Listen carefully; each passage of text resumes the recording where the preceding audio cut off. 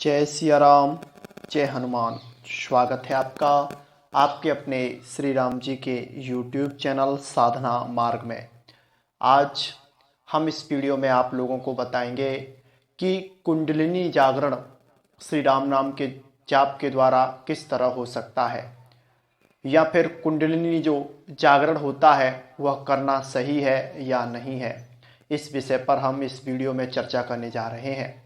सबसे पहले तो हम आप लोगों को बता दें कि कुंडलिनी शक्ति हमारे मानव जीवन की वह छिपी हुई रहस्यमय शक्ति है जो इंसान को अपने आप से परिचित करवा देती है, इंसान को भगवान के तुल्य बना देती है और इंसान को वह सारी गुप्त से गुप्त बातें पता चलना शुरू हो जाती हैं जिनसे आम इंसान परिचित नहीं रह पाता है, परिचित नहीं हो पाता है।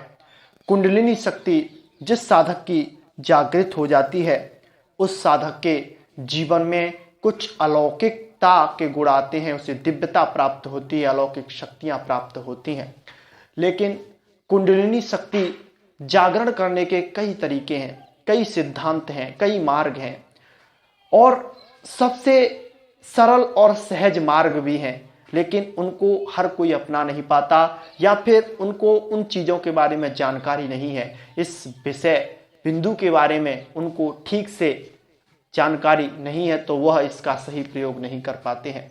बहुत से साधक जो नैष्ठिक ब्रह्मचर्य के जरिए कुंडलिनी जागरण करते हैं तो वह बहुत कठिन होता है।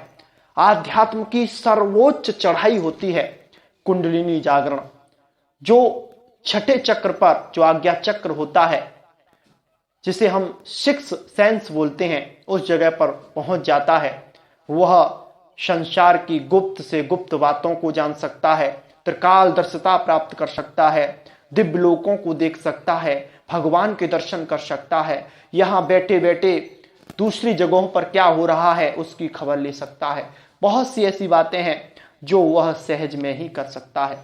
लेकिन बिना गुरु के सानिध्य में अगर आप कुंडलिनी जागरण करने की कोशिश करते हैं तो ये आपके लिए खतरे की भी संभावना उत्पन्न कर देता है, क्योंकि अगर कुंडलिनी जागरण में थोड़ी सी भी चूक होती है तो वह आपके जीवन में भीषण से भीषण रोगों का आगमन करा देती है।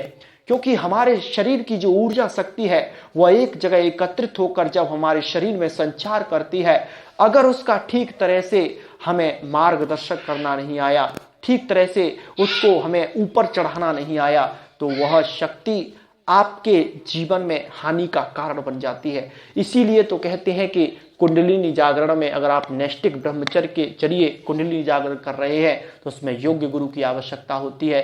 खान पान का विशेष ध्यान रखा जाता है और बहुत से ऐसे कठिन कठिन नियम होते हैं जिनका पालन करने से आपकी छठी इंद्री यानी कि कुंडलिनी शक्ति जागृत हो सकती है।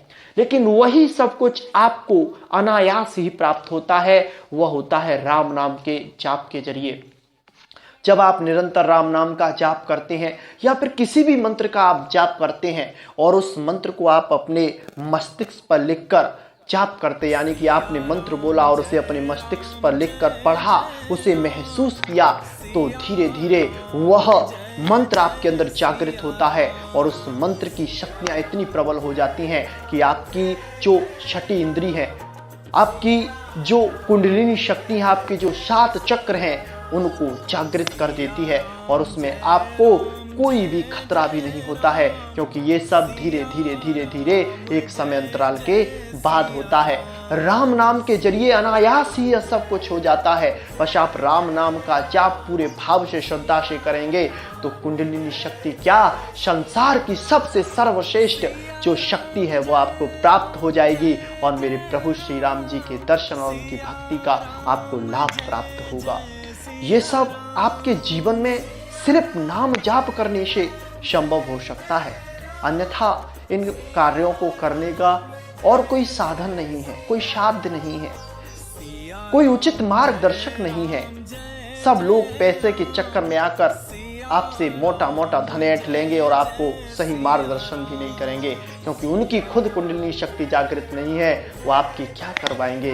वो तो सब पैसे के लोभ में आकर अपने धर्म को, अपने ज्ञान को और हमारे शास्त्रों की गूढ़ गूढ़ बातों को यूं ही बेचा करते हैं। तो आप किसी के चक्कर में ना पड़े, किसी के बहकावे में ना आए। सिर्फ राम नाम का पूरी निष्ठा के साथ, श्रद्धा के साथ, विश्वास के साथ जाप करते जाएं, जाप करते जाएं, जाप करते जाएं।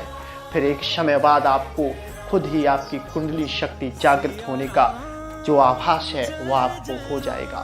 तो ये कुछ जानकारी थी कुंडलिनी शक्ति जागृत के विषय में। अगर आपको यह पसंद आई है तो इस वीडियो को शेयर कर दीजिए, हमारे YouTube चैनल को सब्सक्राइब कर दीजिए और आप हमारे साथ ज़्यादा से ज़्यादा संख्या में जुड़िए। आज के लिए इतना ही। जय सिया राम, जय हनुमान।